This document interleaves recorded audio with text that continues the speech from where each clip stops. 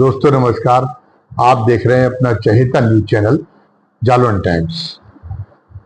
उत्तर प्रदेश में जो राजनीतिक उठापटक पिछले कई दिनों से जारी थी और ये था कि दिल्ली दरबार में अब उसका एक निर्णायक निष्कर्ष निकलेगा। जब नीति आयोग की बैठक शुरू हुई थी तो उसमें योगी आदित्यनाथ को पहुंचना ही था, अन्य नेता भी पहुंच गए थे। तो जिन तेवरों के साथ गए थे योगी आदित्यनाथ, ये तो जाहिर ही था कि जो उठापटक चल रही थी उसके पीछे भारतीय जनता पार्टी के आला कमान की शय थी। इसीलिए केशव मौर्य हो या ब्रजेश पाठक हो, दोनों मुख्यमंत्री प्रदेश मंत्रिमंडल की बैठक में नहीं पहुंच रहे थे और फिर भी उनसे कुछ कहा नहीं जा रहा था। और वो केशव प्रसाद मौर्य अपनी चिट्ठियां लिख कर रहे थे, संगठन सरकार से बड़ा बड़ा होता है, इस जंग के बयान दे रहे थे। ब्रजेश पाठक भी जो है, जो योगी जी ने आदेश दिया था कि हम वीआईपी कल्चर खत्म करेंगे और हूटर लगा के कोई नहीं चल पाएगा, तो जो हूटर उतरवाए जा रहे थे भारतीय जनता पार्टी के छुड़वैया नेताओं के, तो उसको लेके ब्रजेश पाठक जो है अड़ गए थे कि नहीं, हम तो हमारे लिए कार्यकर्ताओं का सम्मान सर्वोपरि है और इस तरह का निर्णय उचित नहीं है। तो इस ढंग से उनकी घेराबंदी चल रही थी और फिर योगी उन्होंने केशव मौर्य ने मुलाकातें शुरू कर दी थी। कहीं वो जो है उनसे मिल रहे थे, उनसे जो योगी से जो असहमति लोग रखते थे, संजय निषाद से मिले, ओम प्रकाश राजभर से मिले, जिनकी आइडियोलॉजी भी भारतीय जनता पार्टी से मेल नहीं खाती, और खासतौर से योगी से जिनकी व्यक्तिगत एक तरह से अदावत भी, क्योंकि योगी उनको भाव नहीं देते, तो उनसे भी मिल रहे थे। और उनसे मिलने के बाद में भी ऐसी बातें कही जा रही थी जिसमें ये जाहिर होता था कि योगी के प्रति बहुत ही, वो योगी को कुछ समझते नहीं है और योगी के प्रति बड़ी अवज्ञा का भाव झलकता था उनसे मिलके जो निकलते थे। तो ये मान लिया गया था कि ये जो इस सब के पीछे अगर भारतीय जनता पार्टी आला कमान का शय न हो, तो न तो केशव मौर्य की हैसियत इतनी है और न ब्रजेश पाठक की हैसियत इतनी है कि वो खुलेआम लॉबिंग करें योगी के।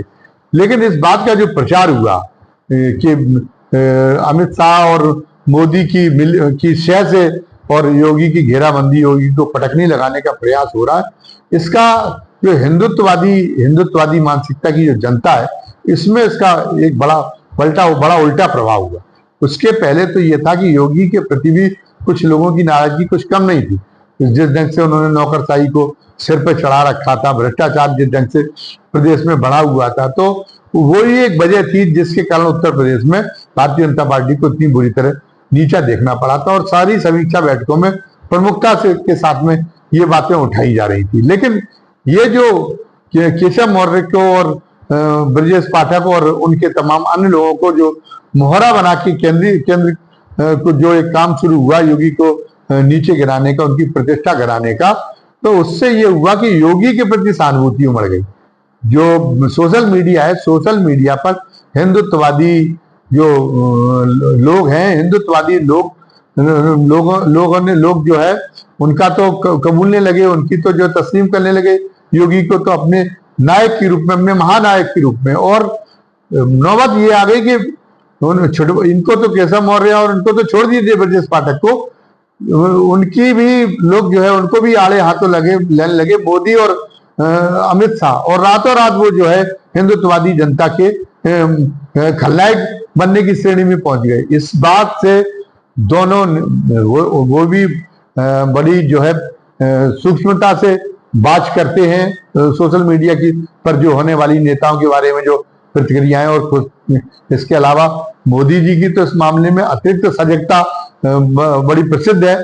तो मोदी जी ने तो भापा कि ये तो पासा उल्टा पड़ा जा रहा है, तो इससे मोदी और शाह में घबराहट फैल गई। और यही वजह थी कि जो ये मंसूबा जो जिनके दम पर केशव मौर्य और ब्रजेश पाठक ये माने बैठे थे, जिनके अपने केंद्रीय नेताओं के केंद्रीय आकाओं के जिनके दम पे कि वो योगी का तख्ता पलट देंगे, उनकी हिम्मत जवाब दे गई योगी से कुछ भी कहने की। उन्हें उल्टा ही उनको डांटना पड़ा, उनको जो है केशव मौर्य को और ब्रजेश पाठक को उल्टी डांट पड़ी। और नौबत ये आ गई कि अब ये दिखाई दे रहा है कि योगी को इतनी अधिक स्वतंत्रता मिल गई है। योगी पहले तो जो अपने अभी तक जो कार्यकाल, जो उनका दूसरा भी कार्यकाल था, पहले कार्यकाल तो था ही, दूसरा भी कार्यकाल था, उसमें जो है एक डमी मुख्यमंत्री के रूप में वो कार्य कर पा रहे थे। उनकी कोई हनक उनकी एक तरह से खत्म कर दी गई थी। वो अपने न मन का चीफ सेक्रेटरी बना पा रहे थे, ना अपने मन का वो डीजीपी बना पा रहे थे। लेकिन लोकसभा चुनाव परिणाम आने के बाद भी योगी ने शुरू से ही ये कहा कि इसमें मुझे इसके लिए जवाबदेह नहीं ठहराया जा सकता। इसके लिए तो जब आपने मेरे कहने से उम्मीदवार उतारे नहीं है, मेरे रणनीति बनाने में आपने जो है मुझे जो है विश्वास में लिया नहीं है, तो मेरी इसमें क्या गलती? आपने उम्मीदवार हटाए। हम तो पहले ही कह रहे थे कि जो आप रिपीट कर रहे थे जिन सांसदों को, ये चुनाव हार जाएंगे।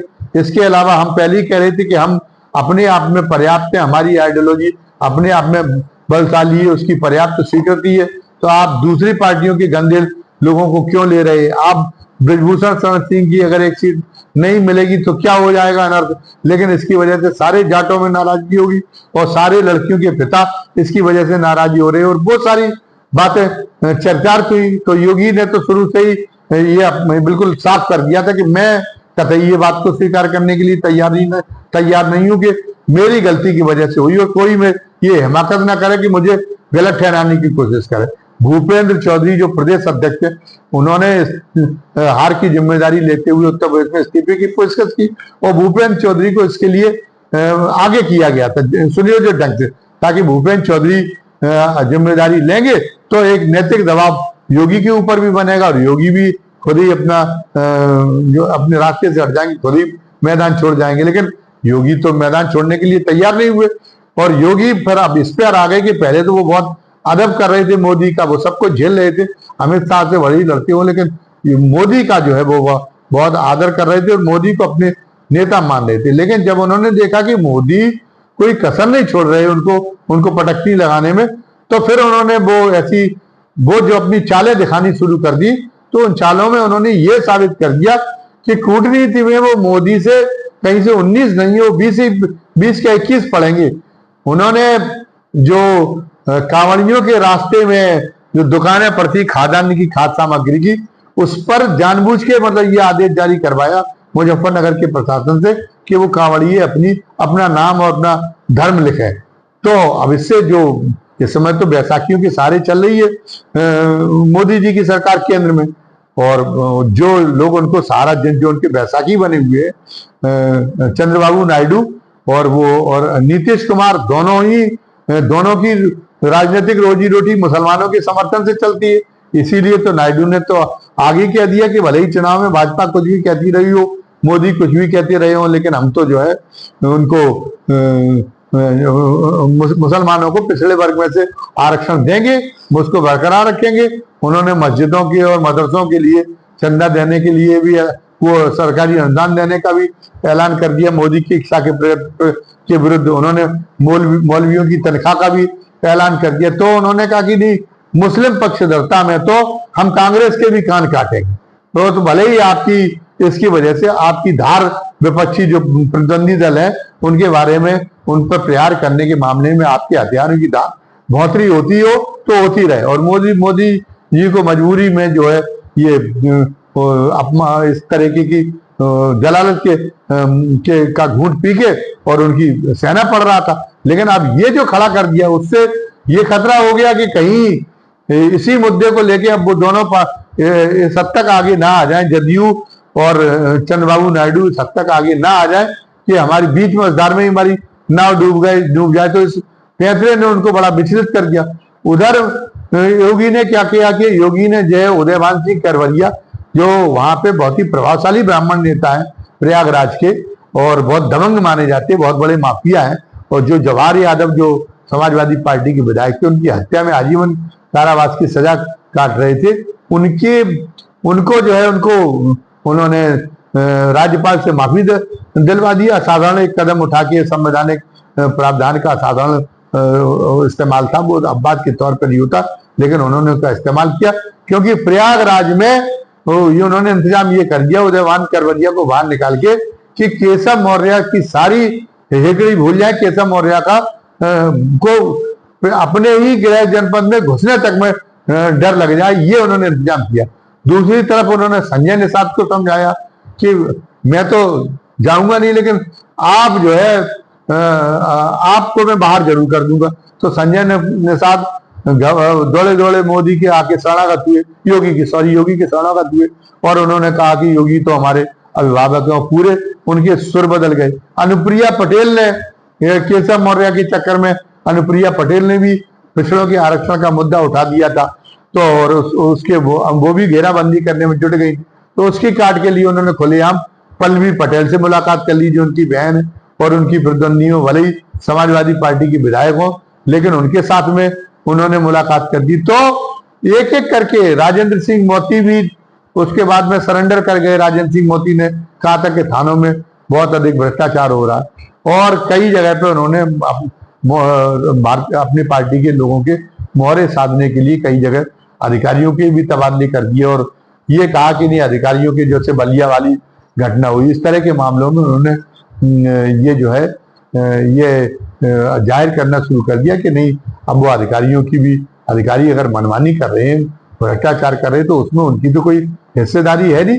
योगी जी के बारे में तो उनके विरोधी भी नहीं कह सकता कि वो कहीं से उनको कोई उद्योगपतियों को अनुग्रहित करते हो नाजायज तरीके से, या वो उनका कोई हिस्सा प्रशासन के पास रहता हो। केंद्र का तो इंटरेस्ट इसी में था कि केंद्र में जो बैठे हुए आका है वो तो उनकी अपनी कंपनियों को, गुजराती कंपनियों को उनको ठेके दिलाने उत्तर प्रदेश में, और साथ साथ में उनमें से वो जो अगर चीफ सेक्रेटरी उनका और वो डीएम की नियुक्तियों में अगर पैसा लेता, तो एक हिस्सा वो सब नाम उनका जाते, नाम हम लेना नहीं चाहते, कि वो केंद्रीय जो आका एक बने बैठे उनके पास जाता था। लेकिन योगी के इस मामले में योगी की छवि एक तरह से निष्कलंक है। उनके सांप्रदायिक, उनकी नीतियां सांप्रदायिक हो सकती हैं, उनकी नीतियां कट्टर हो सकती हैं, लेकिन योगी जी की सत्यनिष्ठा में, आर्थिक मामलों में ईमानदारी का कोई जोड़ नहीं है। तो उन्होंने जब ये जताया कि नहीं, हमें ये पता नहीं चल पा रहा था, दिया तले अंधेरे जैसी स्थिति हो सकता, चर्चा तो हुई हो, लेकिन अब हम प्रशासन पर पर्याप्त निगाह रखेंगे, भ्रष्टाचार को बर्दाश्त नहीं करेंगे।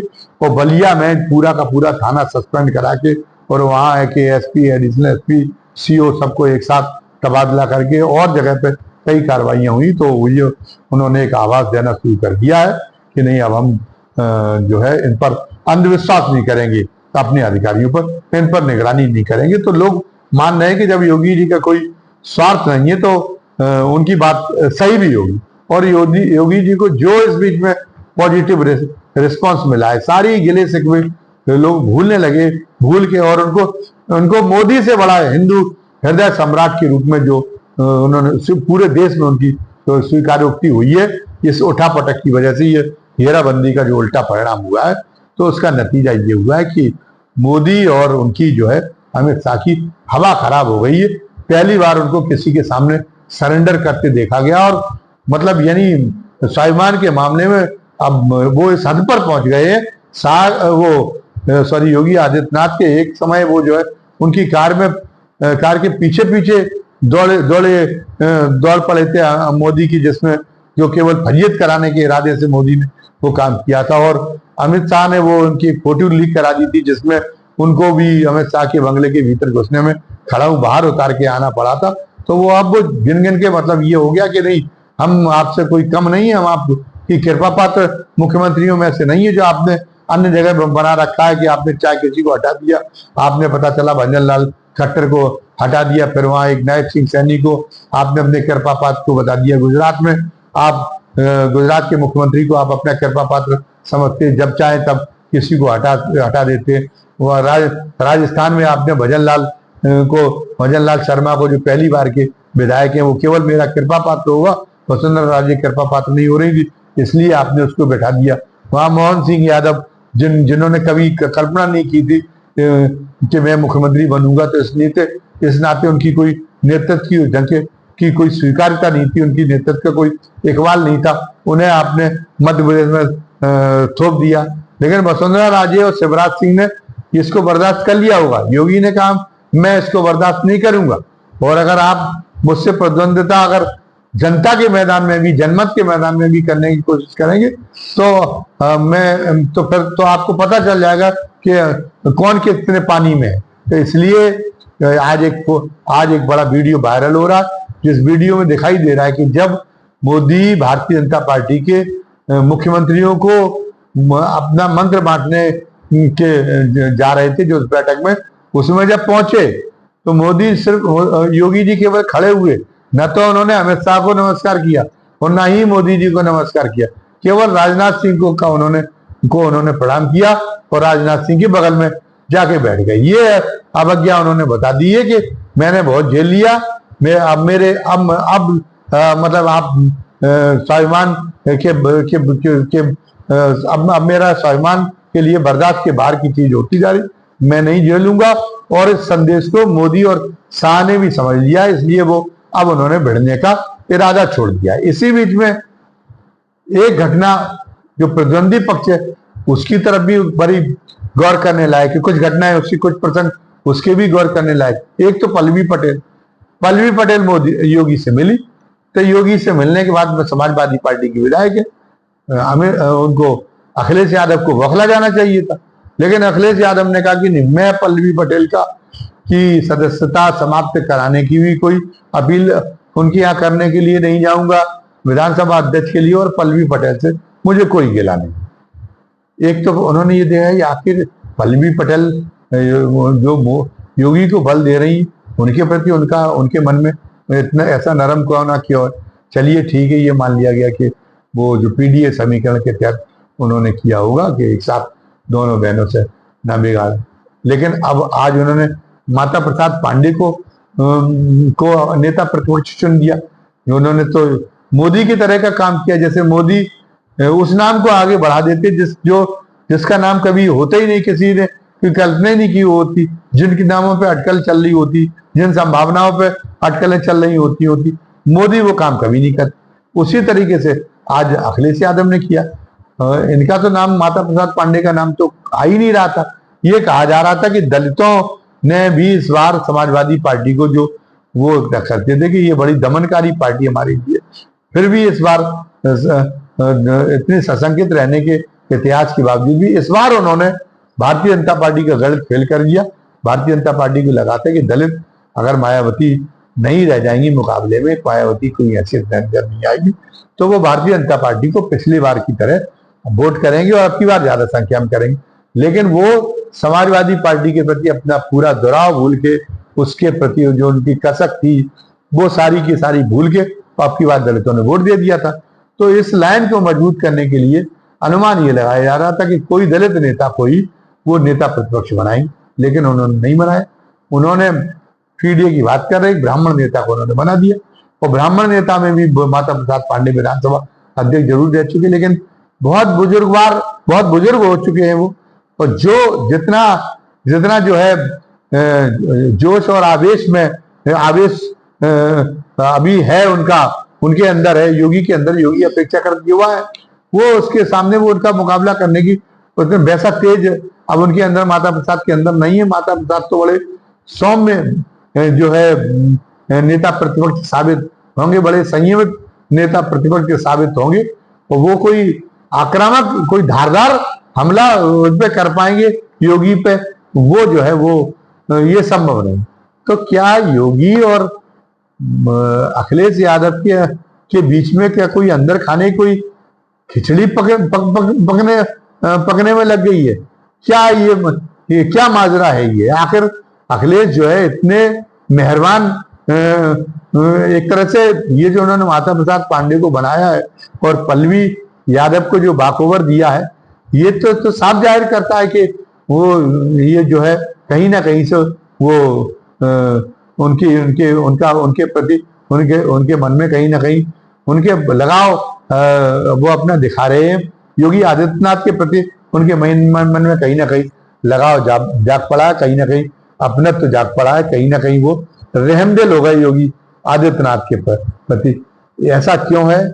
इसके पीछे अखिलेश यादव भी कुछ कम जो है गोटीबाज नहीं है, वो भी बहुत सदे हुए ढंग से अपने मोहरे आगे बढ़ाते हैं, वो भी कोई भावुक नहीं है, और उनका हर कदम जो है बहुत ही सूझबूझ का और बड़ी दूरगामी दृष्टिकोण से होता है। लेकिन फिलहाल तो ये अभी तो इस पर जो है एक तरह से अब ये रेस के पिटारे में बंद है कि वो आखिर जो है इतनी सहूलियत योगी को देने का काम क्यों कर रहे हैं। ये आगे चीजें आगे चल के जब खुलासा होंगी तो हो सकता है कि कुछ ऐसी नई परतें रेस्की के कुछ नई ऐसी परतें उजागर हों, उसमें नई कुछ ऐसी परतें उभारी जाएं जिसमें से जो रेस खुलकर सामने जो तिलिस्म उस तिलिस्म का जो रेस सामने आए वो सभी को राजनीतिक क्षेत्र में बहुत ज्यादा चौंकाने वाला हो। धन्यवाद। आज के वीडियो में बस इतना ही। वीडियो खत्म करने के पहले आपसे वही एक गुजारिश करनी है, विनती करनी है, निवेदन करनी कि अगर आपको हमारा आज का वीडियो पसंद आया हो, जो नए दर्शक हैं, जो नए दर्शक देख रहे हैं, अगर उन्हें आज का हमारा वीडियो पसंद आया हो और उन्हें लगा हो कि हमें हमारा हर वीडियो उनको देखना चाहिए, तो वो लोग हमारी वीडियो को लाइक करें, सब्सक्राइब करें और बेल आइकॉन जो घंटी की आकृति का जो बटन है वो उसको दबा दें, ताकि जो भी नया वीडियो हम डालें उसका नोटिफिकेशन आपको तत्काल मिल जाया करे, तत्काल आप उसके बारे में अवगत हो जाया करें। साथ ही आज के वीडियो में कमेंट बॉक्स में आप अपनी राय लिखना न भूलें, क्योंकि वो आपकी जो राय है वो हमें वैचारिक खुराक देने का काम करती है। एक बार फिर धन्यवाद। जय हिंद, जय भारत।